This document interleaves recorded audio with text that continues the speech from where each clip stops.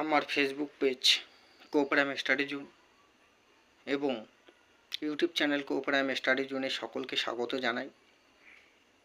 আজকে একটি গুরুত্বপূর্ণ বিষয় নিয়ে আলোচনা করব। সেই আলোচ্য বিষয়টি হচ্ছে ভারতীয় দর্শনের একটি গুরুত্বপূর্ণ অধ্যায় হচ্ছে আস্তিক দর্শন এবং নাস্তিক দর্শন। আমরা জানি ভারতীয় দর্শন চিন্তার উদ্ভব হয়েছে বেদ থেকে। বেদকে ভারতীয় দর্শন চিন্তার আকর গ্রন্থ বলা হয়। আর এই বেদ শব্দটি বিদ ধাতু থেকে এসেছে, যার প্রকৃত অর্থ হল জ্ঞান বা পরম জ্ঞান। যদিও এই বেদকে অনেকে স্বীকার করেছেন, আবার অনেকে অস্বীকার করেছেন। ভারতীয় দর্শনের দুটি প্রধান শ্রেণী হল আস্তিক দর্শন বা বৈদিক দর্শন, নাস্তিক দর্শন বা অবৈদিক দর্শন। আমরা সাধারণভাবে আস্তিক দর্শন বলতে বুঝি যারা ঈশ্বর বিশ্বাসী, অর্থাৎ ঈশ্বরকে যারা স্বীকার করেন বা ঈশ্বরকে যারা বিশ্বাস করেন তাদেরকে আস্তিক বলি। অন্যদিকে ঈশ্বরকে যারা স্বীকার করেন না, কোনো স্বর্গ নরক পরলোক স্বীকার করেন না, তাদের নাস্তিক বলি। কিন্তু ভারতীয় দর্শনে এই আস্তিক এবং নাস্তিক শব্দগুলিকে একটু ভিন্ন অর্থে ব্যবহার করা হয়েছে। সেই ভিন্ন অর্থটি কি? ভারতীয় দর্শনে বলা হয়েছে, অর্থাৎ আস্তিক দর্শন কাকে বলে, অর্থাৎ ভারতীয় দর্শনে বলা হয়েছে যারা বেদের প্রামাণ্য স্বীকার করে তাদের বলা হয় আস্তিক দর্শন বা বৈদিক দর্শন। অর্থাৎ বেদকে যারা প্রামাণ্য হিসাবে স্বীকার করে, অর্থাৎ বেদে যা কিছু বলা হয়েছে তাকে তারা স্বীকার করে নেয়, তাদের বলা হয় বৈদিক দর্শন বা আস্তিক দর্শন। অপরদিকে বেদের প্রামাণ্য যারা অস্বীকার করে, বেদকে যারা প্রামাণ্য হিসাবে স্বীকার করে না, অর্থাৎ বেদে যারা বিশ্বাসী নয়, তাদের বলা হয় নাস্তিক দর্শন বা অবৈদিক দর্শন।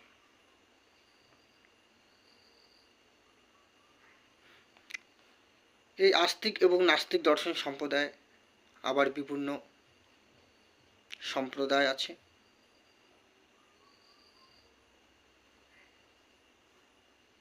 আস্তিক দর্শনকে ষড়দর্শনও বলা হয়, অর্থাৎ আস্তিক দর্শনের 6টি ভাগ রয়েছে।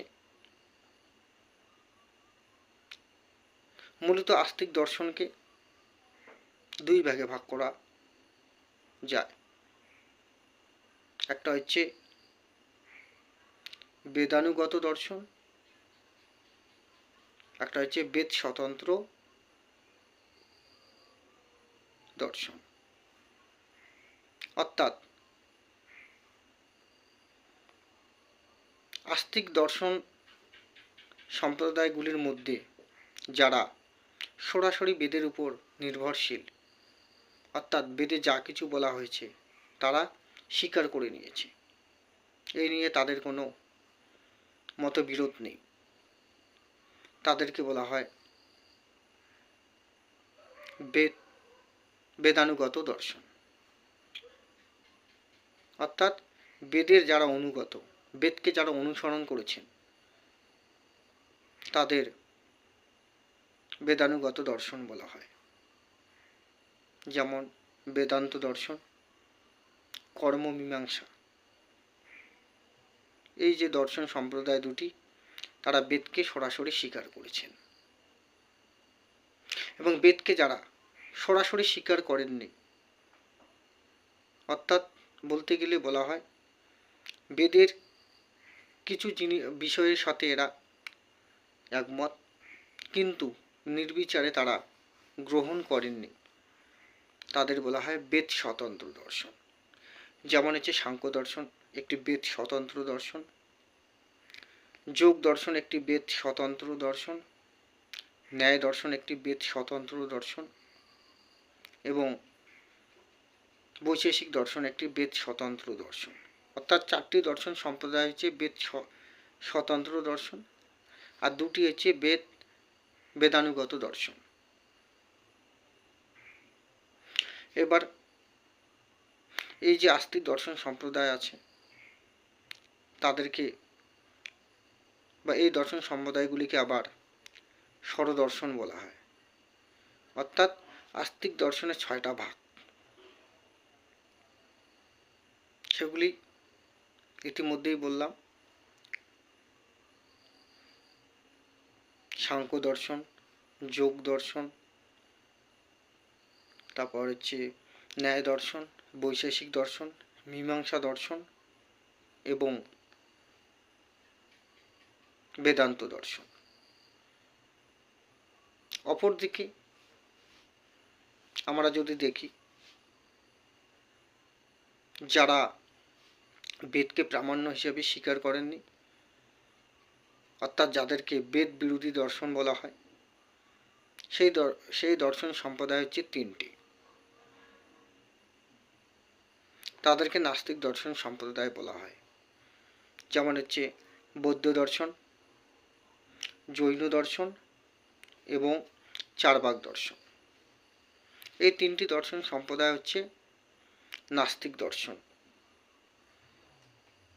এই 3টি দর্শন সম্প্রদায়ের মধ্যে চারবাক দর্শনকে বলা হয় নাস্তিক শিরোমণি। অর্থাৎ এরা বেদকে প্রবল সমালোচনা করেছেন, বেদের প্রবল সমালোচনা করেছেন এবং বেদকে তারা ভণ্ড পুরোহিতদের রচনা বলে মনে করেছেন। তারা বেদকে কোনো মতেই স্বীকার করেননি। অপরদিকে বৌদ্ধ দর্শন এবং জৈন দর্শন বেদ বিরোধী দর্শন বলা হলেও এরা চারবাকদের মতো চরম আকার বা চরমভাবে বেদের সমালোচনা করেননি। এই নাস্তিক দর্শন সম্প্রদায়গুলির মধ্যে চারবাক দর্শনের প্রতিষ্ঠাতা বলা হয়, যদিও এই নিয়ে মতভেদ আছে চারবাক দর্শনের প্রতিষ্ঠাতা নিয়ে। তারপরেও বলা হয় বৃহস্পতিকে চারবাক দর্শনের প্রতিষ্ঠাতা বলা হয়। অনেকে আবার বলছেন চারবাকরা সুন্দর সুন্দর কথা বলে দেখি চারবাকদের চারবাক দর্শন বলা হয়, চারবাক বলা হয়। অর্থাৎ চারবাকরা খুব মিষ্টি এবং খুব সুন্দর কথা বলে। যেমন তারা বলে, যতদিন বাঁচো সুখে বাঁচো, ঋণ করে হলে ঘি খাও। এই সমস্ত কথাবার্তা তারা বলে। বলে স্বর্গ নরক বলে কিছুই নেই। অপরদিকে বৌদ্ধ দর্শনের প্রতিষ্ঠাতা বলা হয় গৌতম বুদ্ধকে এবং জৈন দর্শনের প্রতিষ্ঠাতা বলা হয় মহাবীরকে। যদিও তিনি 24তম তীর্থঙ্কর ছিলেন, তার আগেও 23 জন তীর্থঙ্কর ছিলেন যারা এই জৈন দর্শন নিয়ে চর্চা করেছেন।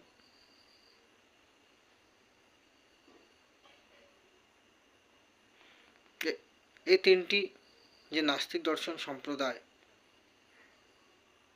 তারা যে আলোচনাগুলো করেছেন তা আমি আমার চ্যানেলে বা ফেসবুক পেজে একের পর এক আলোচনা করব যে বৌদ্ধ দর্শন কি, চারবাক দর্শন কি বা জৈন দর্শন কি। এবার আসা যাক আস্তিক দর্শনের যে 6টি ভাগ আছে, অর্থাৎ ষড় দর্শন, এই দর্শন সম্প্রদায়গুলির প্রতিষ্ঠাতা কে? ন্যায় দর্শনের প্রতিষ্ঠাতা আমরা মহর্ষি গৌতমকে মনে করি, অর্থাৎ ন্যায় দর্শনের প্রতিষ্ঠাতা হচ্ছে মহর্ষি গৌতম। এই দর্শনের প্রধান গ্রন্থ হচ্ছে ন্যায়সূত্র, অর্থাৎ ন্যায় দর্শনের প্রধান যে গ্রন্থটা সেটা হচ্ছে ন্যায়সূত্র। মহর্ষি গৌতমের অপর নাম অক্ষপাত, তাই অনেকে এই দর্শনকে আবার অক্ষপাত দর্শন বলেছেন। ন্যায় দর্শনে 4টি প্রমাণ স্বীকার করা হয়েছে। সেই 4টি প্রমাণ হচ্ছে প্রত্যক্ষ, অনুমান, উপমান এবং শব্দ। অপরদিকে যে বেদ স্বতন্ত্র দর্শন সম্প্রদায়টি আছে, সেই দর্শন সম্প্রদায়টি হলো বৈশেষিক দর্শন। এই দর্শনের প্রতিষ্ঠাতা মহর্ষি কর্ণাদ, অর্থাৎ ন্যায় দর্শনের জনক বলা হয় মহর্ষি কর্ণাদকে। আর এই দর্শন সম্প্রদায়ের প্রধান গ্রন্থ হলো বৈশেষিক সূত্র। কর্ণাদের নাম অনুসারে বৈশেষিক দর্শনকে কোণাদ দর্শনও বলা হয়ে থাকে। কি দর্শন? কোণাদ দর্শন বলা হয়ে থাকে। আবার কোণাদকে উলুক্কুও বলা হয়ে থাকে, বা অনেকে কোণাদকে উলুক্কু বলছেন। তাই বৈশেষিক দর্শনের আরেকটি নাম উলুক্কু দর্শন। অনেকে মনে করেন বিশেষ নামক পদার্থের আলোচনা এই দর্শনে আছে বলে এই দর্শনের নাম হয়েছে বৈশেষিক দর্শন। ন্যায় এবং বৈশেষিক দর্শনকে আবার সমানতন্ত্র দর্শন বলা হয়ে থাকে।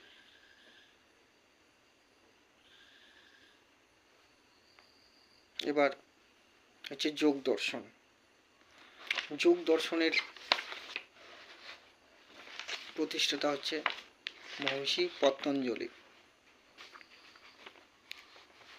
অর্থাৎ যোগ দর্শনের জনক বলা হয় মহর্ষি পতঞ্জলিকে।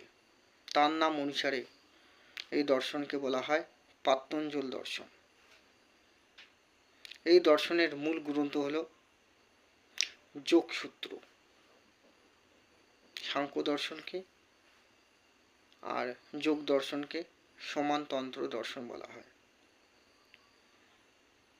এটা খুবই গুরুত্বপূর্ণ। সাংখ্য দর্শনকে এবং যোগ দর্শনকে সমানতন্ত্র দর্শন বলা হয়। অন্যদিকে ন্যায় দর্শনকে, বৈশেষিক দর্শনকেও সমানতন্ত্র দর্শন বলা হয়।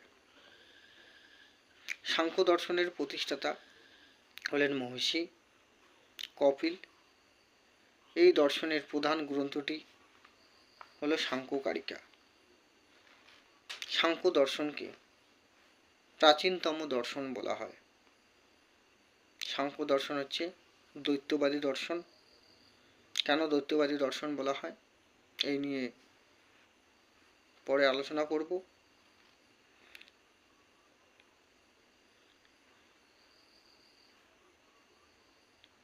এবার মীমাংসা দর্শন, অর্থাৎ 6টি ষড়দর্শনের মধ্যে বা ষড়দর্শনের মধ্যে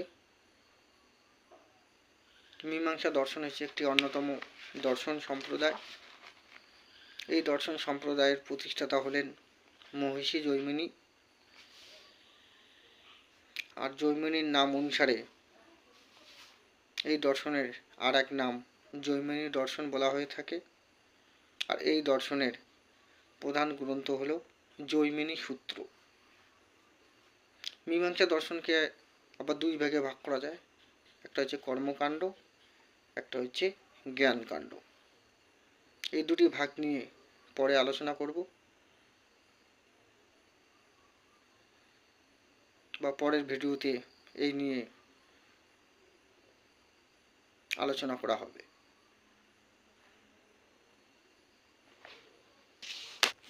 বেদের পূর্বকাণ্ড বা কর্মকাণ্ডের উপর ভিত্তি করে মীমাংসা দর্শনের উৎপত্তি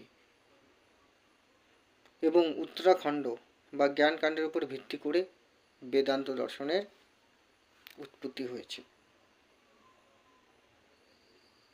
এবার স্বরদর্শনের শেষ যে দর্শন সম্প্রদায়টি, সেটি হচ্ছে বেদান্ত দর্শন। এই দর্শনের প্রতিষ্ঠাতা হিসাবে বা প্রতিষ্ঠাতা বলা হয়ে থাকে মহিষী বাদরায়ণকে। এই দর্শনের মুখ্য গ্রন্থ হল বাদরায়ণ প্রণীত ব্রহ্মসূত্র। অর্থাৎ বেদান্ত দর্শনের মুখ্য গ্রন্থ হচ্ছে বেদান্ত সূত্র। তাহলে আজকে ভারতীয় দর্শনের যে দুটি ভাগ সে নিয়ে আলোচনা করা হলো এবং দর্শন সম্প্রদায়গুলির প্রতিষ্ঠাতা নিয়ে আলোচনা করা হলো। নাস্তিক দর্শন সম্প্রদায়গুলির সমালোচনা করে পাণিনি সূত্রে বলা হয়েছে অস্তি নাস্তি দৃষ্টং মতি, অর্থাৎ আছে এমন বুদ্ধি যার সে আস্তিক, আর নেই এমন বুদ্ধি যার সে হচ্ছে নাস্তিক। অর্থাৎ যাদের বুদ্ধি আছে তাদের আস্তিক বলা হয়েছে, যাদের বুদ্ধি নেই তাদের নাস্তিক বলা হয়েছে। শাস্ত্রকার মনু বলেছেন নাস্তিকও বেদ নিন্দুক, অর্থাৎ যারা বেদের বিরোধিতা করে, বেদকে যারা প্রামাণ্য হিসেবে স্বীকার করে না, তাদেরকে নাস্তিক বলা হয়।